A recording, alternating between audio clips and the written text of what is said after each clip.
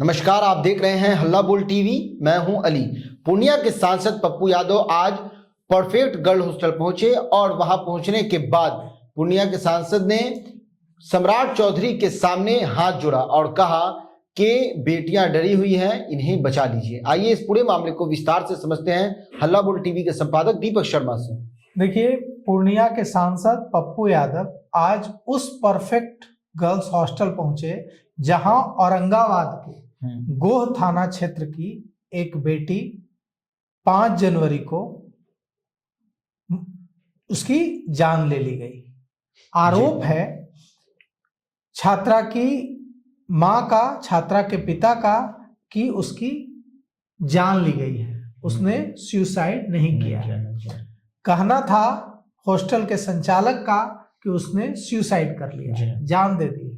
लेकिन छात्रा की मां और छात्रा के पिता और छात्रा के परिजनों का कहना है कि उनकी बेटी सुसाइड नहीं की है, कोई सुसाइड का नोट नहीं मिला है और उसकी हत्या कर दी गई है, उसे मार डाला गया है और इसे सुसाइड करार दिया है। उन्होंने कहा कि 2 मुस्लिम लड़के घुसे थे हॉस्टल में और इसकी शिकायत भी की उन्होंने गांधी मैदान थाना में। उन दोनों पूर्णिया का के बायसी का रहने वाला था और एक और लड़का था। उन दोनों को पकड़ा गया, पुलिस ने पकड़ा भी था, लेकिन पूछताछ के बाद छोड़ दिया था। और इस मामले में पुलिस पर गंभीर आरोप छात्रा के माता पिता ने लगाए। यह पूरा मामला यह है कि हॉस्टल के संचालक, परफेक्ट गर्ल्स हॉस्टल के संचालक पर, उन 2 मुस्लिम लड़कों पर जो हॉस्टल में घुसे थे और कुछ और लोगों पर जो हॉस्टल के संचालन से जुड़े हुए हैं, जैसे कि वार्डन खुशबू और दूसरी जो महिलाएं हैं जो हॉस्टल के संचालन से जुड़ी हुई हैं, बड़े गंभीर आरोप लगाए। इसके बाद जब यह मामला सामने आया तो पूर्णिया के सांसद Pappu Yadav perfect girls hostel पहुंच गए। यह एग्जीबिशन रोड में है, गांधी मैदान थाना क्षेत्र के एग्जीबिशन रोड में यह हॉस्टल है।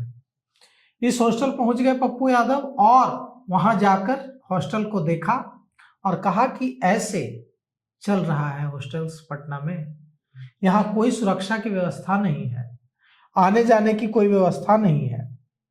और उन्होंने कहा कि मैं गृह मंत्री सम्राट चौधरी से हाथ जोड़कर यह विनती करता हूं कि बेटियां डरी हुई हैं, बेटियां असुरक्षा में जी रही हैं, इनको बचा लीजिए, नहीं तो अभी तो 2 छात्राओं की हत्या हुई है। कितनी छात्राओं को यह जो घिनौना खेल चल रहा है इसमें कितनी छात्राओं की जान जा रही होगी और जा रही है, जिनको दबा दिया जा रहा है। अब जब एक मामला सामने आया है तो ये दूसरा मामला भी सामने आया, जबकि ये घटना पहले हुई थी शंभू गर्ल्स हॉस्टल से पहले हुई थी। लेकिन शंभू गर्ल्स हॉस्टल का मामला सामने आया तो यह मामला भी सामने आया, नहीं तो पुलिस ने इसको भी दबा दिया। इन लोगों को हिम्मत मिला होगा, इन लोगों ने आवाज उठाई होगी। इन लोगों ने पहले ही हिम्मत की, गांधी मैदान थाना गए, आवेदन दिया, लेकिन पुलिस सुनती कहाँ है? थानों में सुनवाई कहाँ होती है? दबा दी जाती है आवाज को, डांट कर फटकार कर भगा दिया जाता है। कहाँ जाए? अब जो छात्रा के माता पिता हैं, इन लोगों ने डीजीपी विनय कुमार को, गृह मंत्री सम्राट चौधरी को और मुख्यमंत्री नीतीश कुमार को पत्र लिखा है और न्याय की मांग की है। आज पप्पू यादव जब वहां पहुंचे तो उन्होंने, सांसद ने कई सवाल खड़े किए। सांसद पप्पू यादव ने कहा कि एक चपरासी जो शंभू गर्ल्स हॉस्टल का मालिक है आज, मनीष चंद्रवंशी उर्फ मनीष रंजन, ये चपरासी कैसे 15,000 रुपए की नौकरी करने वाला कैसे करोड़पति बन गया 5 साल में? कहां से इसने करोड़ों की जायदाद जमा की? इसकी जांच होनी चाहिए। वो पहले भी कह चुके हैं कि ये रैकेट चलाता था। पप्पू यादव ने आरोप लगाया है कि मनीष चंद्रवंशी रैकेट चलाता है और नेताओं और सफेदपोशों को लड़कियों की सप्लाई करता है और उसी से इसने बेशुमार संपत्ति, बेशुमार दौलत इकट्ठा की है।